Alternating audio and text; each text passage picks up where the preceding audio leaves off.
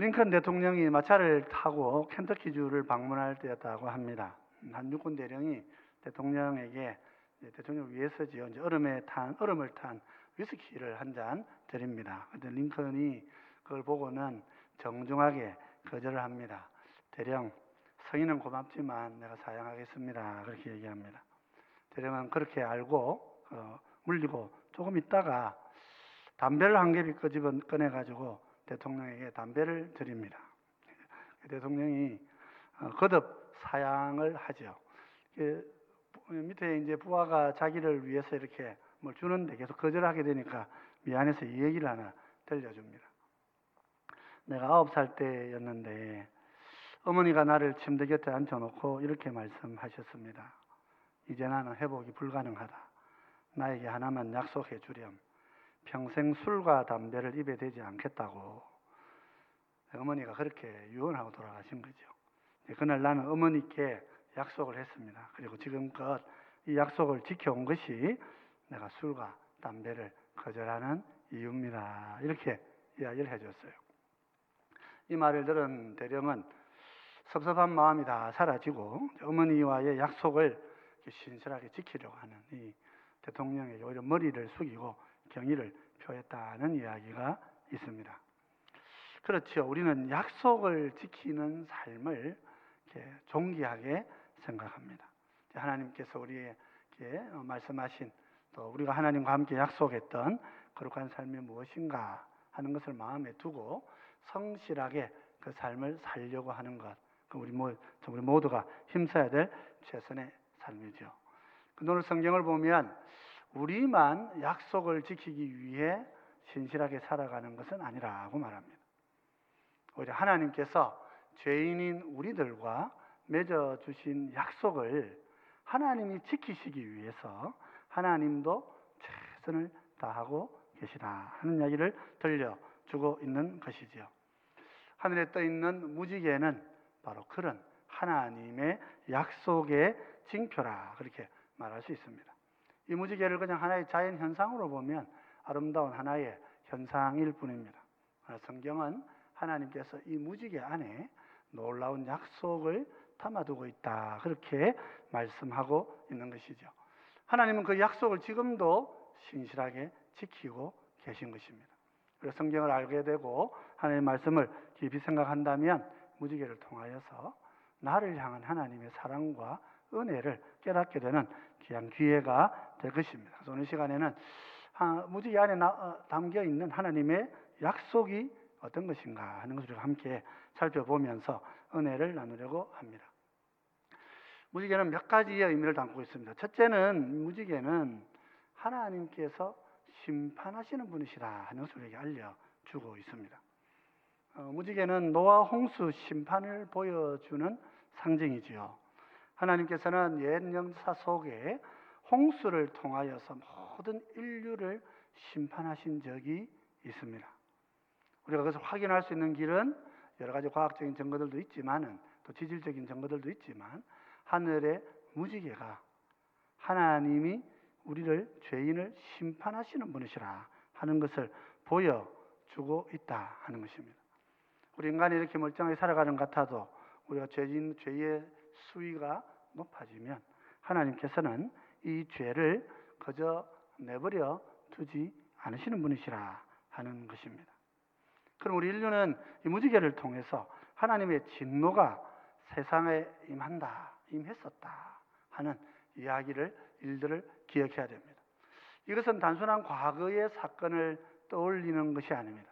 왜냐하면 하나님께서는 다시 우리 인류를 마지막 날에 또 한 번 분명하게 심판하시는 하나님이시기 때문에 그렇다 하는 거죠. 처음 심판하실 때 하나님께서 왜 그렇게 하셨는가 하는 것은 창세기 6장 5절로 7절에 잘 나타나 있습니다. 이렇게 기록하고 있습니다. 여호와께서 사람의 죄악이 세상에 가득함과 그의 마음으로 생각하는 모든 계획이 항상 악할 뿐임을 보시고 땅 위에 사람 지으셨음을 한탄하사 마음에 근심하시고 이르시되 내가 창조한 사람을 내가 지면에서 쓸어버리되 사람으로부터 가축과 기는 것과 공중의 새까지 그리하리니 이는 내가 그것들을 지었음을 한탄함이니라 하시니라. 우리 하나님은 불의를 보고 계신 분이 아니시라 하는 것입니다. 하나님은 자신의 피조 세계가 이런 불의와 악으로 가득 찰 때, 그 악이 정말 수위를 넘어갔을 때 하나님께서는 이 세상을 심판하셨던 것입니다. 여기 보면 한탄한다 이런 표현들은 후회한다 하는 그런 표현과 같습니다.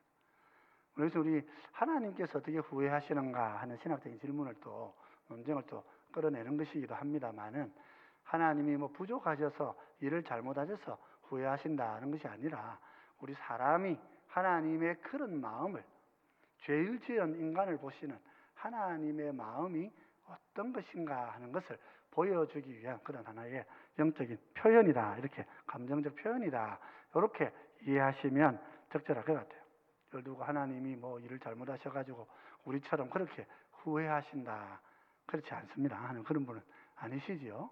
하나님은 그런 하나님, 우리가 죄 짓는 일을 가볍게 생각하고 함부로 생각하는 그런 모습들에 대하여서 하나님께서 얼마나 통탄해 하시는지 그 마음을 우리에게 알려주시기 위해서 한탄하신다 혹은 후회하신다, 나함이라는 단어를 그렇게 사용하고 계신 거지요. 그렇다면 노아 당시에 무슨 죄가 그렇게 크고도 중해서 하나님께서 이렇게 말씀하셨겠습니까? 물론 하나님께서 사람의 마음의 생각이 악하다, 어떤 모습을 보고 그러면 그렇게 말씀하신 것입니까? 계속해서 창세기 6장 2절로 3절에 이렇게 얘기합니다. 하나님의 아들들이 사람의 딸들의 아름다움을 보고 자기들이 좋아하는 모든 여자를 아내로 삼는지라. 여호와께서 이르시되 나의 영이 영원히 사람과 함께 하지 아니하리니 이는 그들이 육신이 됨이라. 그러나 그들의 날은 120년이 되리라 하시니라. 그래서 창세기 5장을 보면 하나님의 아들들의 이름들이 쭉 나옵니다. 하나님 아들들이 한 10대 정도 이름이 쭉 나오는데요. 그 이름들 하나님 찬양한다, 하나님을 노래한다, 하나님 안에 쉰다, 뭐 이런 의미들이 쭉 있는 그런 이름들이 나오고, 수명도 900세에서부터 700세를 넘어가는 그런 긴 수명을 가진 분들의 이름들이 나옵니다. 하나님의 아들들은 이런 믿음의 사람들을 말하는 것입니다. 그런데 이제 6장에 와서 보면 이 하나님의 사람들이, 하나님 아들들이 어떻게 합니까? 세상의 딸들의 아름다움을 보고 그들을 취하여 한 몸이 되었다, 그렇게 표현을 하고 있죠. 하나님의 자녀들이 세상의 아름다움에 빠져서, 세상의 육신적인 아름다움이죠, 물질적인 아름다움, 육적인 아름다움에 빠져서 하나님의 말씀을 어기고 하나님의 약속의 은혜와 언약을 버리고 세상으로 가서 세상 사람들과 함께 취하여 결혼했다, 한 몸이 되어버렸다 하는 것입니다. 여기 취하다라고 하는 라카드라는 동사는 종종 좀 강하게 사용되어지면 이게 이제 강제로 빼앗는다, 이런 의미도 있습니다. 그러니까 하나님의 사람들이요, 그냥 세상의 그 아름다움에 끌려가지고 그 세상을 강제적으로, 강압적으로 자기한테 끌고 왔다, 그렇게 표현하고 있는 거예요. 이게 얼마나 심각했냐면 하나님께서 다시는 내가 사람들과 함께, 내 영이 사람들과 함께 하지 않을 것이다, 그렇게 하실 정도로 분노하신 거예요. 세상과 한 몸이 된다고 하는 거예요. 이것은 하나님의 영이 우리와 함께 하지 않으시는 그런 이유가 되고 원인이 된다 하는 걸 볼 수 있습니다. 그러한 사람의 생명을 120년, 수명을 120년을 했다, 이런 분들도 있습니다만은 야살의 책이나 다른 자료들을 보면 120년 후에 하나님의 심판이 있었다 하는 것으로 이제 우리가 이해를 하면 될 것 같아요. 하나님께서는 우리가 이걸 두고 이제 불신 결혼을 하나님 그렇게 보신다, 이렇게 생각할 수도 있습니다만은 단순한 불신 결혼을 그렇게만 볼 수는 없겠죠. 주님이 초림하시고 부활하시고 또 성령이 오신 이후로 우리 세계사의 많은 교회들을 보면 불신 결혼을 통하여서 하나님 앞으로 돌아온 많은 사람들이 있습니다. 은혜의 때에는 불신 결혼을 통해서도 하나님께서 구원의 문을 열어놓으시는 경우를 많이 봅니다. 우리 바이킹들 800년에 노르웨이를 떠나가지고 덴마크, 노르웨이 떠나가지고 영국, 프랑스로 막 이렇게 내려왔던 이 바이킹들은 이 영국에 또 프랑스에 있는 여성들을 강제로 데려가가지고 자기들 땅에 거기 가서 같이 그렇게 결혼하고 살았습니다. 일부는 자살도 했지만은 또 다른 사람들은 아니다, 이게 하나님 우리에게 주신 이 사람들을 전달하고 하는 기회일지도 모른다, 그렇게 생각하고 그분들에게 복음을 전하고 교회를 세우고, 그래서 지금 북유럽이 굉장히 잘 사는 나라로 변화되어 있는 걸 볼 수 있죠. 원시 참 미개하다고 생각하는 바이킹들을 복음이 그렇게 변화시켰는데, 그때 과정이 보면 분명 악한 자들과 의해서 강제로 끌려간 성도들이 거기서 분명히 있었는데도 불구하고 하나님께서는 그것을 통하여서 민족을 구원하는 역사를 보여주시고 계신 것이죠. 그때 우리는 이 창세기 6장의 상황을 오늘날에 그냥 불신 결혼한다 이런 정도로 생각해서는 안 될 일이라 이렇게 보여집니다. 물론 우리가 신약에서도 불신 결혼에 대해서 지적하는 부분들이 있습니다. 사도 바울도 이렇게 경고하죠. 고린도후서 6장 14절 15절을 보면 이렇게 얘기합니다. 너희는 믿지 않는 자와 멍에를 함께 매지 말라. 의와 불법이 어찌 함께하며 빛과 어둠이 어찌 사귀며 그리스도와 벨리알이 어찌 조화되며 믿는 자와 믿지 않는 자가 어찌 상관하며, 이런 말씀들이 분명히 있습니다. 그래서 우리는 할 수만 있다면 믿는 자들 간에 결혼하여서 하나님이 기뻐하시는 결혼을 이루어 가야 하는 것입니다. 그러나 혹 그렇지 않는다 하면, 그죠? 믿음의 기도를 하면서 우리가 그 상대 배우자를 하나님께로 인도하기 위한 참 힘든 노력을 해야 되는 것입니다. 제가 우리 영도에 계시는 집사님 이렇게 만나서 얘기를 좀 들어보니까 자기가 제일 후회하는 것 중에 하나가 뭐냐니까 안 믿는 남편하고 결혼하신 거래요. 그 남편 지금 교회 안 오십니까? 아니요, 20년 동안 기도해서 교회 나옵니다. 근데 왜 후회하십니까? 그래, 그건 좋은 일이지만 얼마나 힘든지 모릅니다, 목사님. 그거 그냥 쉽게 그렇게 생각하고 뭐 그냥 그럴 일이 아니에요. 20년 기도할 각오하고 해야 될 일입니다. 그렇습니다. 가벼운 일이 결코 아니지요. 근데 오늘 본문에서 보면 창세기에서 사람들이 어떻게 됐습니까? 세상의 미혹에 빠집니다. 세상의 아름다움에 자기의 눈이 멀어버리는 것입니다. 그리고 하나님의 법을 어기는 것을 쉽게 생각하는 것입니다. 세상과 한 몸이 된다고 하는 것은 단순한 세상과 결혼했다 이런 뜻이 아닙니다. 이것은 하나님의 말씀을 순종하지 아니할 뿐만 아니라 삶의 자리 자체가 음란하고 도덕적인 부패와 영적인 타락이 함께하는 그런 상태. 그래서 결과적으로 사람의 마음이 생각하고 계획하는 모든 일들이 하나님의 뜻에 부합하지 않는 거예요. 하나님과 거스르는 삶을 사는 것이죠. 그래서 하나님께서는 이 시대를 진노하시면서 심판하신 것입니다.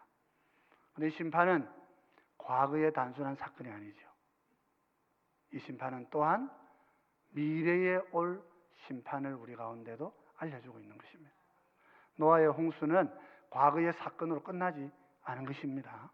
하나님께서는 마지막 날 주님이 재림하실 때에 이 땅의 죄를 반드시 심판하시는 줄 믿으셔야 되는 것입니다. 우리의 인생의 마지막에 심판의 날이 있다고 하는 사실을 마음에 잘 붙들고 노아 홍수를 통해서 무지개를 볼 때마다 우리의 삶의 미래에 하나님께서 내 삶을 판단하시고 내 삶을 평가하실 날이 있다. 그 두려운 날이 우리를 기다리고 있다 하는 것을 우리는 잊지 않고 살아야 하는 것입니다. 그저 세상의 아름다움이 좋아서 하나님의 말씀을 버리고 세상과 한 몸 되기를 좋아하고 살아가는 모든 사람들에게는 하나님의 영원한 심판이 그의 삶에 기다리고 있다 하는 것이죠. 그래서 무지개는 우리에게 심판의 하나님이 계셨고 앞으로도 우리가 심판의 날에 서게 될 것이다 하는 것을 보여주는 징표가 되는 것입니다. 그런데 무지개는 이 심판만 있는 것은 아닙니다. 여기는 또한 구원과 보존의 은혜의 증거도 함께 있는 거예요. 하나님께서는 노아 홍수 이후 세상을 깨끗하게 하시고 세상을 완전히 죄 없는 상태에 그냥 내버려 두신 것은 아니었습니다. 하나님 처음 창조하신 것들 그 창조를 후회하시면서 심판하셨지만은 홍수 후에도 여전히 자연은 그 자연이었고 인간은 그 인간이었습니다. 그렇죠. 우리가 성경을 보면 하나님께서 노아 홍수 이후에도 여전히 죄가 계속되고 있는 걸 보여줍니다. 물론 아마 자연의 모양은 많이 바뀌었을 것입니다. 요즘 창조과학자들은 이 노아 홍수의 일들을 자세하게 이렇게 설명을 해서 유튜브에 좀 많이 올려놓고 있습니다. 한번 보시면 그 좋은 내용들이 나옵니다. 노아 홍수에 대해서. 노아 홍수 전체 지구가 물에 덮여있던 시간이 한 300일쯤 됩니다. 300일 동안 전 지구가 물에 다 이렇게 잠겨 있으면 어떻게 되겠어요? 전혀 물에 잠겨 있으면 지구는 자전을 하잖아요. 지구는 자전을 하기 때문에 지구 안에 있는 지구에 물이 있다 그러면 지구가 자전하는 속도만큼 사실은 강한 해일이 땅을 덮친 것하고 같은 거예요. 1년 내내 해일이 쳐들어왔다고 생각하면 되겠어요. 그러면 온 땅이 다 무너지고 부셔지고 그 전에 있던 모든 것은 다 파괴되고 없어집니다. 땅의 지형도 많이 달라집니다. 이전의 지형하고 또 1년이나 물에 이래 가득 차 있던 지구가 계속해서 자전을 통해서 매일 엄청난 양의 쓰나미를 겪었기 때문에 이 땅의 모든 모습들이 다 변해져 있는 거예요. 그렇다고 해서 그것이 주님 다시 오실 때 오시는 새 하늘과 새 땅은 아니에요. 같은 물리학 법칙이 적용되어지고 같은 물질이 있고 인간도 여전히 죄인으로 있는 그런 땅인 것이죠. 그런데 하나님께서는 어떤 약속을 무지개를 통해서 주십니까? 하나님께서는 홍수로 다시는 인류를 멸망하지 않겠다. 약속을, 언약을 맺어주시는 거예요.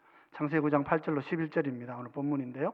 하나님이 노아와 그와 함께한 아들들에게 말씀하여 이르시되 내가 내 언약을 너희와 너희 후손과 너희와 함께한 모든 생물 곧 너희와 함께한 새와 가축과 땅의 모든 생물에게 세우리니 방주에서 나온 모든 것 곧 땅의 모든 짐승에게니라. 내가 너희와 언약을 세우리니 다시는 모든 생물을 홍수로 멸하지 아니할 것이라. 땅을 멸할 홍수가 다시 있지 아니하리라 그랬습니다. 여기 보면은요, 하나님께서 인류가 여전히 죄 가운데 있음에도 불구하고 뭘 약속하십니까? 다시는 노아 홍수와 같은 큰 홍수 심판을 내리지 않겠다. 이렇게 약속하시는 거예요. 땅이 여전히 이대로 존재하고 있고 우리 인간이 여전히 죄성을 가지고 자녀를 낳고 출산을 하게 되면 어떻게 되겠습니까? 인간도 여전히 죄를 유전하는 것입니다. 실제로 우리 노아를 보면 어떻습니까? 창세기 9장 20절로 22절을 보면요, 이런 이야기가 나옵니다. 노아가 농사를 시작하여 포도나무를 심었더니 포도주를 마시고 취하여 그 장막 안에서 벌거 벗은지라. 가나안의 아버지 함이 그의 아버지의 하체를 보고 밖으로 나가서 그의 두 형제에게 알림해. 이렇게 되어 있습니다. 여기 보면 노아가 포도주를 마시고 취했다. 이렇게 되어 있죠. 여기 이제 단어를 연구하는 분들은 마셨다라는 말과 취했다는 말이 함께 이렇게 겹쳐져 있는 이 표현을 유념해서 봅니다. 여기 취했다라고 하는 말은 단순하게 술에 취해 있다 하는 말을 의미하는 거 아니라는 거예요. 이 단어가 카샤브라는 단어를 사용하는데 이 단어는 근본적으로 사람이 술을 마시고 행하는 범죄 행위를 포함하는 단어란 말이에요. 그게 무슨 말이겠어요? 술을 마시면 뭐랍니까? 술을 마시면 성적으로 쉽게 죄를 짓고 술을 마시면 쉽게 악한 말들을 내뱉고 술을 마시면 쉽게 폭력을 행하죠. 노아가 포도주를 이렇게 마시고 그냥 단순히 마신 것이 아니고 거기에 취해가지고 온몸을 벌거벗고 있었다 하는 이 이야기는 그냥 술 취해가지고 그냥 벌거벗었다 그런 것이 아니고 단어의 의미상으로 볼 때에는 심각한 범죄가 있었던 거 아닌가. 오늘 학자들은 그렇게 본문을 보고 있는 거예요. 그리고 아들 함은 어떻게 합니까? 아버지 허물을 들고 가서 형제들에게 막 알리는 거예요. 이제 나가든 라는 말을 사용하는데, 이 나가도 나기드라는 이 말은 법정에서 고발한다 그런 뜻도 함께 포함하고 있는 말이에요. 그러니까 아버지의 허물을 사람들에게 막 이렇게 증인이 돼가지고 막 알리는 거예요. 셈과 야벳이 어떻게 합니까? 아버지의 허물을 어떻게 합니까? 옷을 가져와서 덮어서 가려주죠. 여러분, 이게 우리 하나님의 우리 구원의 원리와 똑같은 거예요. 주님께서 우리를 어떻게 하십니까? 보혈로 우리의 죄와 허물을 덮어서 가려주시는 거예요. 하나님 우리를 덮어서 가려주시는 분이신데, 만약 하나님께서 우리의 죄를 까발려서 고발하시겠다고 생각하면 어떻게 되겠어요? 우리 모든 죄가 낱낱이 다 드러나는 것입니다. 그건 최후 심판 때 하시는 일이지만은, 그죠? 함도 그렇고 아버지를 공경하고 아버지를 이렇게 잘 섬긴다면 함과 같이 이렇게 해서는 안 되는 거죠. 아버지의 허물과 죄를 알더라도 아들로서 그것을 가리고 덮여야 되는 거예요. 그래야 하나님께서 그에게 복을 주시는 거예요. 셈과 야벳은 복을 받지만 이 함은 저주를 받게 되는 것이죠. 근데 하나님께서 이런 죄가 당장 노아와 그 집안에서 바로 이어지고 있는데, 그런데도 하나님 뭘 약속하십니까? 절대로 너희를 심판하지 않겠다. 그럼 어떻게 하시겠다 말입니까? 마지막까지 보존해 주시겠다 약속하고 계신 거죠. 그래서 무지개는 뭡니까? 하나님의 보존의 은혜를 약속하는 약속의 징표라 말입니다. 그래서 언약의 보증서로 무지개를 주신 것입니다. 우리 창세기 9장 12절 13절인데요. 같이 한번 읽어보십시다. 같이 읽겠습니다.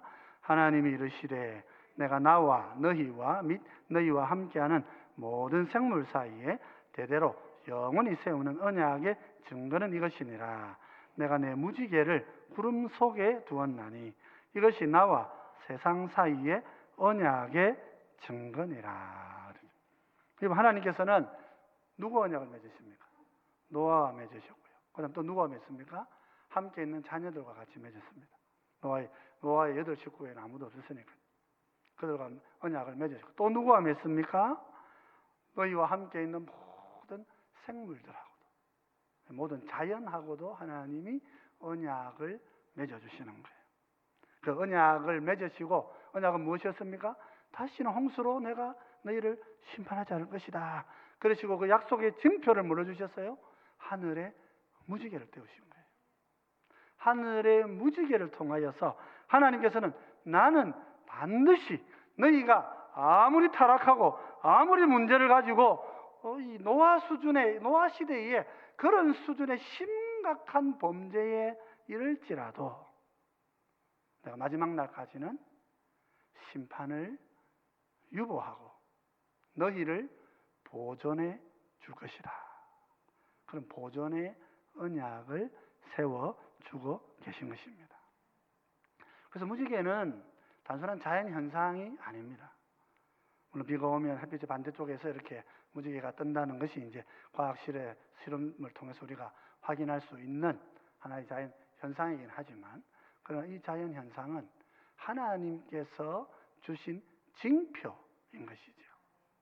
하나님은 세상의 죄를 심판하시는 분이신데, 노아 홍수 때에 한번 크게 심판하시고 난 다음에는 마지막 주님 재림하시는 날까지는 모든 인류를 물론은 심판하지 않고 마지막까지 기다렸다가 구원의 은혜의 때를 경험하게 하고 주님의 초림 이후에 큰 구원의 시대를 살아서 많은 영혼들을 주님께서 구원하시고 난 다음에 최종의 심판의 날에 모두를 내가 심판하고 내 구원할 백성들을 구원할 것이라 하는 놀라운 약속이 있는 하나님의 표징이라 말이죠. 여러분, 무지개는 포도가 다 좋아합니다. 여러분, 무지개 뜨면 어떻습니까? 무지개 뜨면 얼마나 기분이 좋은지 몰라요. 제가 미국에서 학생들 데리고 이 뭐 서부 좀 이 동부 쪽에서 서부 끝으로 한 10시간 정도를 운전해 갔는데, 뭐 운전해 가는 가운데 비가 좀 내렸습니다. 비가 와가지고 이거 비가 오니까 운전 좀 힘들다 하고 갔는데, 그 비가 또 어느 정도를 지나고 나니까 비가 그쳐요. 비가 그쳤는데 갑자기 아이들이 우와 하고 환성을 지르는 거예요. 그 큰 들판에 아무것도 없는 이 옥수수 밭에 무지개가 화살처럼 쭉 반원으로 이렇게 쭉 하늘에 펼쳐져 있는데, 그걸 보는 순간에 제 마음이 피곤도 없고 모든 것이 다 사라지고, 이야, 저 무지개가 하나님 우리에게 약속을 주고 계시고, 그 마음에 너무 크게 찾아와가지고, 뭐 아무리 힘들고 어렵고 힘든 일도 하나님은 반드시 하시겠다는 일을 이루시겠다는 큰 기쁨이 마음속에 샘솟는 것을 경험한 적이 있습니다. 한국에서요, 그냥 우리 집 뒤에만 나무 뒤에 걸린 조그마한 무지개 이렇게 보다가 그 아무것도 없는 그 평지에 이렇게 무지개 그렇게 큰 거 처음 봤어요. 큰 것들 이렇게 무지개를 보니까 하나님의 자연이 정말 위대하구나. 그래서 하나님의 무지개는 우리에게 놀라운 은혜를 선물하는 보정이 되는 것입니다. 신약시대에 이 보정이 누구입니까? 신약시대 하나님께서 우리를 영원한 천국의 집에 거하게 하실 거라고 하는 믿음의 보정을 주시기 위해 예수님께서는 성령님을 가운데 보내신다고 그러셨어요. 고린도후서 5장 4절로 5절은 이렇게 얘기합니다. 같이 한번 읽어보십시다. 참으로 이 장막에 있는 우리가 짐진 것 같이 단식하는 것은 벗고자 함이 아니요 오히려 덧입고자 함이니 죽을 것이 생명에 삼킴받게 하려 함이라. 곧 이것을 우리에게 이루게 하시고 보정으로 성령을 우리에게 주신 이는 하나님이시니라. 무슨 말입니까? 우리가 이 땅에 살면서 육신의 장막 안에 살 때에 얼마나 많은 단식할 일이 있고, 얼마나 많이 눈물을 흘려야 될 일들이 있고, 그죠? 우리 관계 속에서 사랑하지만 다투기도 하고, 또 전혀 낯선 사람과도 고통을 겪기도 하고, 인생의 길을 간다고 하는 것 자체가 우리에게 가져오는 절망이 있고 어려움이 있을 때, 그 난처함과 절망 속에서, 그죠? 우리가 어떻게 생각해요? 그냥 이 육신은 그냥 벗어버리고 그냥 하늘로 가고 싶다. 그냥 하늘로 도망가고 싶다. 이런 생각들이 우리 가운데 있을 때 바울이 얘기하는, 우리는 벗고자 사는 존재가 아니란 말이에요. 우리는 단순히 벗는 자가 아니고 어떤 자란 말입니까? 오히려 덧입고자 하는 자란 말이에요. 하나님의 영원한 생명의 새 옷을, 이 육신의 이 연약하고 범죄하고 질병에 약하고 마음의 심령이 연약하여서 누군가 한마디만 하면 그냥 흔들려버리는 내 마음의 이 비통한 탄식들을, 그죠? 다 새 옷으로 그냥 갈아입는 그 영광의 날이 우리를 기다리고 있다 말이에요. 우리는 벗고자 하는 것이 아니고 이 옷 위에 하늘의 영광의 새 옷을 덧입고자 하는 하나님의 백성인데, 이 믿음을 보정으로 확실하게 하시기 위해서 누구를 주신다 그랬어요? 성령님이 우리 가운데 오신다. 그렇게 약속하고 있는 거죠. 그래서 무지개는 성령이 우리에게 오신다. 성령이 우리를 마지막 심판의 날에 하나님의 영원한 새 옷을 입게 하시는 하나님의 영원한 생명이 우리 믿는 자들의 인생 앞에, 비록 이 땅에서는 삶이 우리를 속이고 고난도 받고 고통도 당하고 어려움도 있고 때로는 질병으로 허덕이기도 하고 고통 가운데 있지만은, 그러나 성령님께서 우리 가운데 찾아오셔서 우리를 마지막 날에 영광의 새 옷을 입게 하실 거룩한 영광의 날이 우리에게 주어질 것이라 하고 약속으로 주신 징표가 되는 줄 믿으시기 바랍니다. 그럴 때에 우리 오늘 이 땅을 살아가면서도 절망 속에서도 약속의 하나님을 붙들고 그 약속을 지키시기 위하여서 지금도 무지개를 띄워 보내시고 지금도 우리에게 심판의 날을 믿음으로 준비하고 심판의 날에 영원한 새 옷을 입을 영광의 날을 준비하러 가시는 성령님의 음성 우리는 들을 수 있게 되는 것입니다. 그러므로 무지개 안에는 많은 놀라운 하나님의 언약이 있습니다. 하나님의 약속이 있습니다. 우리는 죄 많은 땅을 살아가면서 우리는 이 땅 가운데서 낙심하기도 하고 절망하기도 합니다. 때로 나 자신에게 무너지기도 합니다. 내가 왜 이러나? 내가 왜 이럴까? 내가 왜 이 정도밖에 못할까? 하는 우리의 연약함에 실망하고 낙심하고 탄식하고 그냥 이 상 이렇게 살 바야 내가 죽어버려야지. 그렇게 혹 낙심할는지 모르지만은 하나님 어떠셔요? 하나님 오늘도 무지개를 우리 가운데 보내시고 오늘도 성령님 안에서 우리가 영원히 새 옷 입을 영광의 날이 우리를 기다리고 있다. 주님의 심판의 날은 우리의 영원한 생명 옷 입는 새 옷 입는 새 날이 될 것이라 하시는 하나님의 약속을 다시 붙들고 마음에 일어설 수 있는 영원한 은혜의 상징을 은혜의 선물을 받는 놀라운 징표를 얻는 것인 줄 믿으시기 바랍니다. 우리가 오늘도 우리 무지개를 항상 마음에 보면서 나는 연약하지만은 하나님의 약속을 신뢰하면서 하나님 주신 이 자연의 아름다운 약속의 징표들을 심령에 붙들고 여러분 성도가 무지개를 보고 아이고 자연이 예쁘네 이렇게 끝나면 그건 아무 의미가 없는 거예요. 성도는 그 속에서 성령님을 만나고 그 속에서 하나님의 약속을 보고 나의 절망을 딛고 일어서게 하시는 성령님의 능력을 체험하는 그런 영광의 삶을 사는 백성인 줄 믿으시기 바랍니다. 그 믿음 가운데 강건하시고 우리 무지개 통하여서 하나님을 항상 만나시는 복된 모두가 되시기를 주의 이름으로 축원드립니다.